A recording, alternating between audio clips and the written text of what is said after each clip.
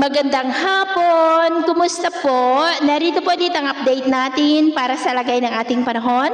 Ngayong hapon po ng March 20, 2024 na kung saan sa ngayon po gaya ng inyong nakikita ay hangin na mula sa taas, ang hangin na umiihip ngayon dito sa ating bansa o yung tinatawag po natin na hanging amihan. At may LPA pa rin na nabuo sa silangan ng Mindanao gaya po ng inyong nakikita, pero mababa na po ang tsansa niya na mag-develop into bagyo.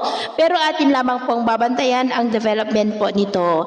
Samantala, may shoreline po na nagpapaulan ngayon dito sa may Cagayan at Isabela. At ito naman ang pinapakita ng forecast model natin pong ginagamit hanggang po sa susunod na 2 linggo. At sa lagay ng ating panahon, ngayong hapon po dahil sa amihan at shoreline ay maulap ang kalangitan with isolated light to heavy rains dito po sa may Cagayan, Isabela, Cordillera, La Union at may mga